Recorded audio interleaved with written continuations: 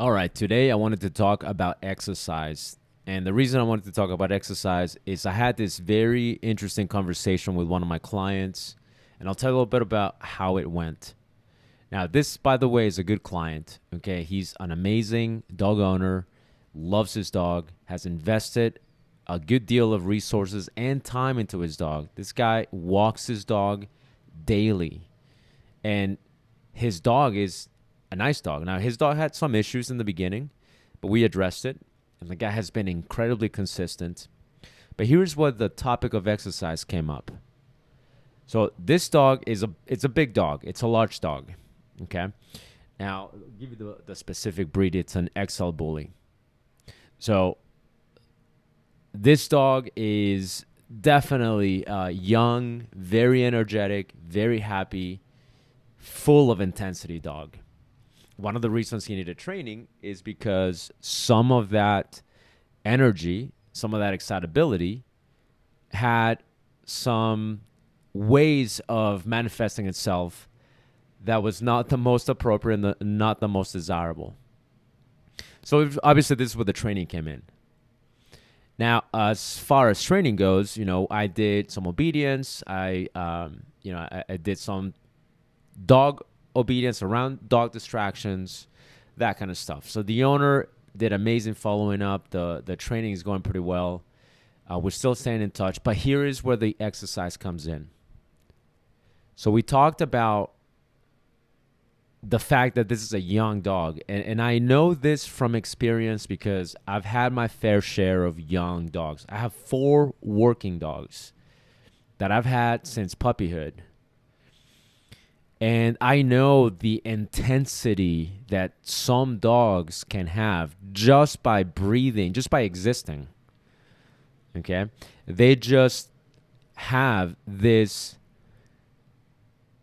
just infinite supply of energy. It never seems to run out. And so what happens is when they don't have that exercise, that's when they can become destructive. They can become a little bit aggressive. They can become just restless and just not happy. And then they don't make you happy, right? They make your life kind of miserable as well. I'll tell about one example real quick. So one of my dogs, I've talked about him a bunch of times in various episodes. His name is Rust, and he is now going on 11 years old. But he acts like he's still a young dog. He's full of freaking energy, very athletic. He's my PSA dog. He's retired now, but he still works. He's not just laying down. He still works. He's still pretty fit. He still works out. So a very athletic dog, very energetic dog still. You by looking at him, you wouldn't believe he's almost 11. You would think he's like 3 or 4. Hey guys, real quick, I wanted to tell you about this awesome supplement made right here in the US. These are dietary supplements made for your dogs. I've been giving these to my dogs. My clients have been giving it to their dogs with amazing results. These products are made right here in the US. They're holistic. There are no fillers, no artificial flavors. The company has been in business for 20 years and they've never had a recall. Now, these products are fairly inexpensive. You're going to see a change in your dog's demeanor. Trust me, it is an amazing, amazing product. To try them out, you're going to go to nuvet.com/989420.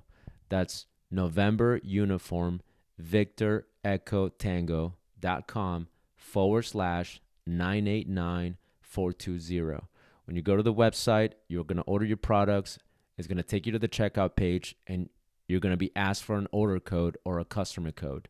That code is going to be 989420. When he doesn't get enough exercise, he's had a couple of injuries in the span of these past 10 plus years.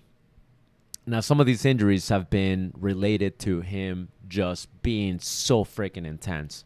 And so nothing major, but, he's had some injuries where he's had to be on crate rest. Minor injuries, nothing crazy.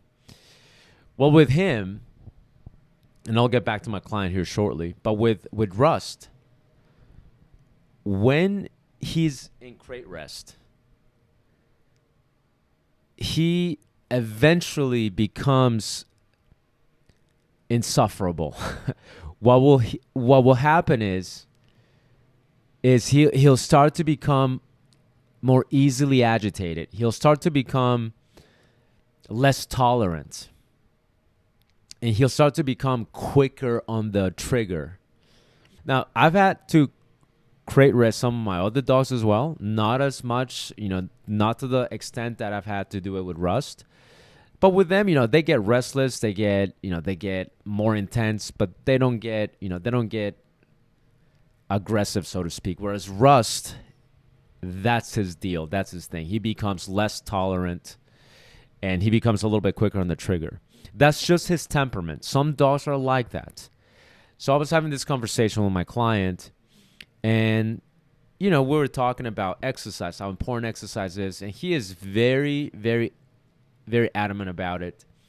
He's very responsible about the exercise that he provides his dog. But here's where the conversation went. Here's where a lot of people don't think about this. Okay, even good dog owners don't think about this.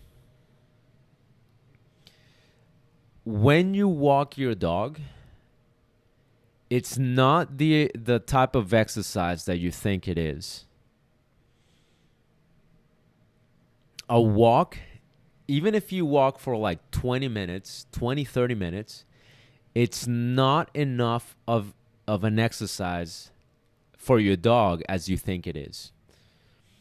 When you look at their stride compared to if you look at your stride and compare it to their stride, you'll notice that there's a difference there.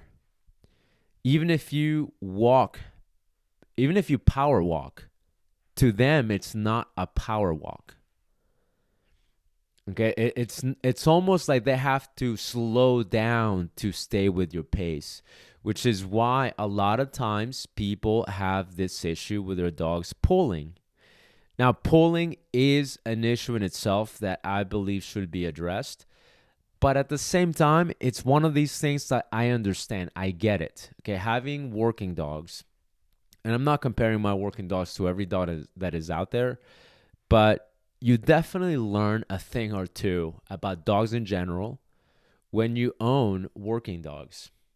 Because a working dog essentially is just a regular dog. There's no difference. It's just a regular dog. You just happen to see their impulsiveness manifest a little bit more often, which is why they're great candidates for work and sometimes not the best candidates to just chill out. Sometimes they can be.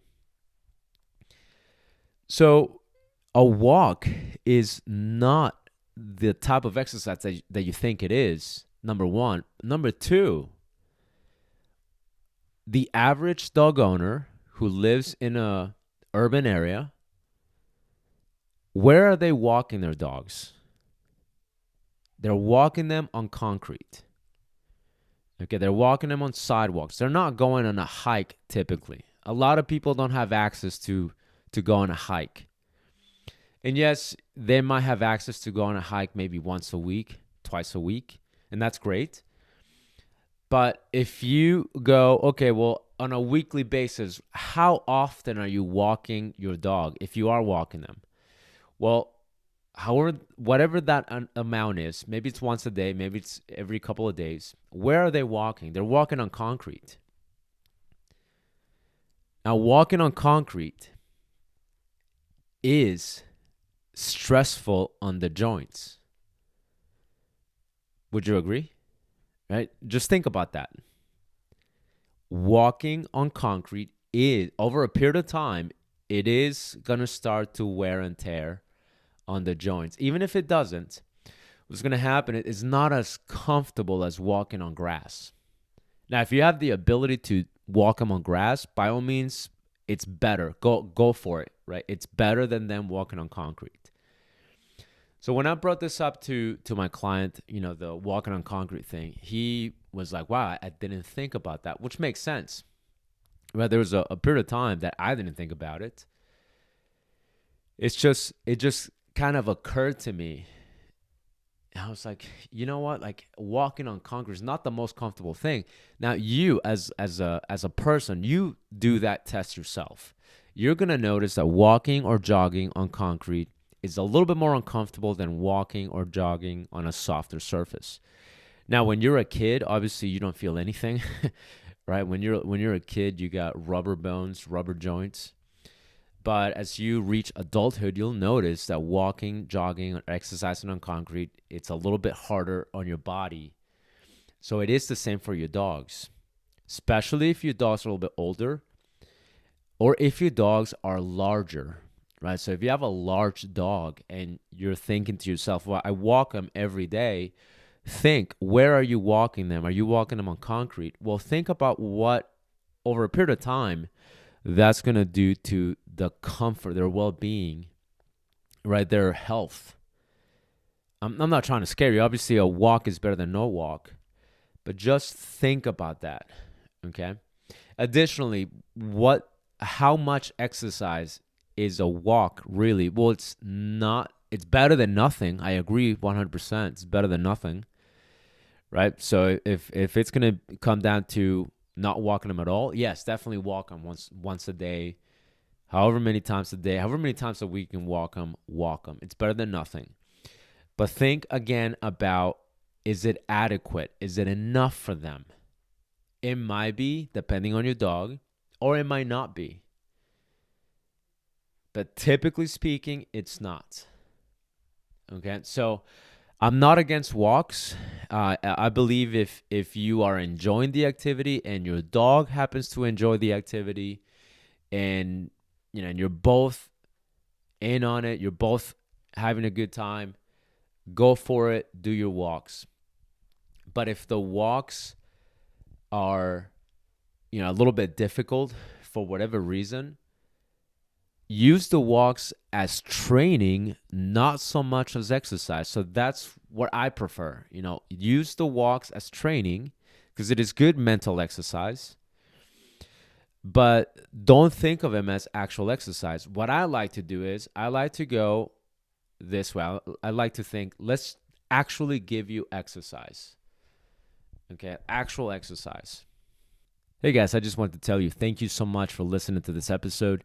If you're finding any value in this, all I ask is that you share it with somebody else. Hit the like button, leave me a comment, let me know how I'm doing, and thank you so much for your support again. That exercise could be, we could be playing tug. That might be better than nothing. Depending on your dog, they might love to play tug. There are some rules that you want to put into it, of course, so you're both enjoying the activity. It could be throwing the ball, and that is also dependent on your dog having the desire to chase the ball. And of course, there's some training involved there because you don't want to just chase the ball, grab the ball, and then run all over the place and not come back to you. So there might be some training involved. There's so many other things you could do. If you have a pool, if you have a pond, swimming could be great exercise. But again, that depends on whether you have access to that or not. So these are things that are actual exercise. Now, if you think to yourself, well, I don't have any of that, right? I don't have a pond. I barely have a big enough yard. And, the main thing that we're doing is the walks. That's what we have. Here's one thing that I've been telling people for a very long time. I've always brought this up. Consider getting a treadmill for your dog. Now, if you have a short dog, a human treadmill is great. So you have a short, like a medium, small to medium sized dog, a human treadmill works just as good. So if you have a treadmill that you don't use, have your dog walk on it. You might have to teach him a little bit, but have your dog walk on that. Now, you have to manage them. You have to supervise them. You have to teach them how to do it. But that is good exercise because basically they're stationary and they're just walking, right? And the good thing about that is it's less stressful on their joints, but also you can control the speed. So in the beginning, yes, it's going to be just a walk. But you'll notice as they get the hang of it, you'll be able to go up on the speed on the electronic treadmill, whether it's your human treadmill or whatnot. And as you go up on the speed, you're going to notice that, they start to actually work out. You'll see the focus in their face. You'll see that they're actually that they're walking at a faster pace, because again, you're in the electronic treadmills, you're controlling the speed. And if you control the speed, and again, they're getting the hang of it, and you go at a higher speed, you're going to notice that they're actually now, running a little bit. Now, you do this safely, of course. You want to manage them. You want to supervise them. You don't want to just leave them there and walk away. But as you do this and you really get them to understand the exercise, what you'll notice is they'll actually enjoy it. At first, they don't, because they go, what the heck is this? But as they get used to the endorphins, they'll actually start looking for it. Like, they'll jump on it, they'll wait for you, they'll actually get on it, they'll look at you, they'll get excited when you're getting them ready to put them on the treadmill. So that eventually does happen. Okay, it takes a bit of a process for them to get used to it, but once they understand it, once they feel the endorphins, which is exactly what it does, you'll notice they just get happier. And they actually exercise. And you'll notice, wow, they're walking at a speed that I would not be able to keep up if I was just walking them. So that, to me, is actual exercise. It's because it gives them committed exercise. They're not having to think, oh, crap, I have to keep up with dad. I have to keep up with mom. I have to not get excited about seeing other people. I have to not get excited about seeing other dogs. Oh, that's right. I should not pull this, that, and the other. Oh, so many things that are happening in their head. So many little decisions that they have to make when you take them on a walk, which, again, it's great for training, great for stimulation, outdoor stimulation. Nothing against that. But to isolate the actual workout, to actually isolate the actual exercise, in my opinion, from experience, you actually have to give them exercise. That is just exercise. Now, if you have a dog that is a little bit larger, you don't want to use a human treadmill. At that point, you might want to use a dog, specifically dog made electric treadmill. A company that comes to mind off the top of my head is Dog Pacer, I believe. So Dog Pacer, and the electric treadmills for dogs are fairly inexpensive. They're, I was telling my client, they range from $400 to about $700, depending on what model you get, depending on all the bells and whistles that you get. Obviously they're electric treadmills, so you have to connect them. You have to control the speed. It's got some limitations, but it's better than nothing. Okay, it's absolutely better than nothing. It's a great way to give them exercise. Now, the reason why they're made for dogs is because they're longer, which accommodates the stride of a dog. Okay, because the human stride, the human treadmills are made for the human stride. If you get a dog treadmill, they're made for the dog stride. So their stride is longer. Therefore, the belt is going to be longer. The frame is going to be longer for that reason. Now, one thing that I've been using for the past several years now is a slat mill. Now, a slat mill is freaking amazing. So it's a manual treadmill, also made just for dogs. They also have human versions of it, but the one I use is obviously one made for dogs. So it's made for dogs. So it has the length to accommodate the dog. What I like about the slat mills is that they're manual, so the dog can control at a moment's notice. They can control how fast they go. They can sprint if they want. They can slow down a little bit if they want. They can stop and take a break if they want. The other thing I love about the slat mill is, depending on what brand, what kind you get, they have brakes, they have resistance. And a lot of them actually don't have the resistance. The one I have does.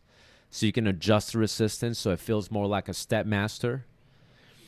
It has incline options, and I believe the other brands that make them also have that option where you can put them at an incline. So essentially, your dog is, kind of walking, running uphill, which again, for exercise, it's amazing. So the Slap Mill, to me, having 4 working dogs has been such an amazing tool. That way, if it's really crappy outside, I can put them on the Slap Mill. Okay, so I do exercise my dog. I have other stuff too. I have exercise vests, so they have weights on them. I have a bite wedge that I put a little bit of weight inside the bite wedge. So as they're carrying it, they're actually carrying a pillow, basically a tug with a little weight in it that is safe. It's protecting their teeth. But so I have all these things and all these little gadgets to keep my dogs active. And I notice that when they're physically fulfilled, when they have that exercise, they're just easier to live with. Just in general, their mood is just better. So this is the conversation I had with my client, and I wanted to expand that onto you guys because, it's something that a lot of people are not aware of. Most people have this good intention to, exercise their dogs and walk their dogs. So they don't think about, okay, it's actually not as good of an exercise for them, as it is for us. And then on top of that, you got the concrete thing that eventually does, cause some wear and tear on their bodies and on their joints. So I would challenge you to consider that. Think about that. And, just think about different ways in which you could exercise your dog so that doesn't become a pressing issue in your relationship with them.